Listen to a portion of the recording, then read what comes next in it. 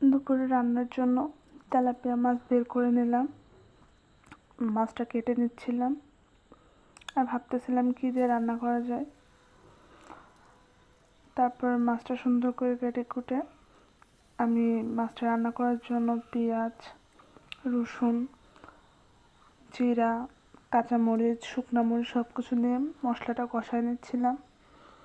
লবণ হলুদ দিয়ে ভালোভাবে মশলাটা কষাচ্ছিলাম। আর আপনার সবাই দেখে হয়তো বলবেন যে কাঁচা মাছ, আমাদের এখানে কাঁচা মাছ কষাই বেশি খায় আর এটা পছন্দও করে সবাই, আপনারা ট্রাই করে দেখতে পারেন। আমার কাছে ভাজা রান্না করার থেকে মনে হয় যে কাঁচা মাছটা এভাবে রান্না করলে স্বাদটা বেশি লাগে। আমি ভাবলাম আলু দিয়ে মাছ দিয়ে ভুনা করে নিই, এটাই করতেছিলাম।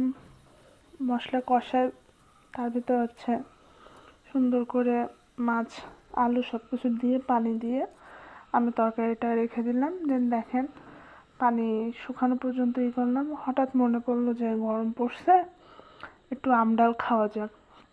বাসায় 2টা আম ছিল, যখনই আম কাটতে গেলাম দেখি একটা আম পোকা। তো পোকা আমটা রেখে আমি করলাম যে আরেকটা আমি করলাম আর ভাবতেছিলাম যে এটাও যেন পোকা না হয়। আমার আবার আম ডালটা খুবই ভাল লাগে। আমি আম ডাল করার জন্য ডালটা সুন্দর করে আম দিয়ে সিদ্ধ করে নিলাম। তারপর ডালের জন্য ফোড়ন করে নিলাম, শুকনো মরিচ, পেঁয়াজ, রসুন, কাঁচামরিচ সব কিছু দিয়ে ডালের ফোড়ন কমপ্লিট।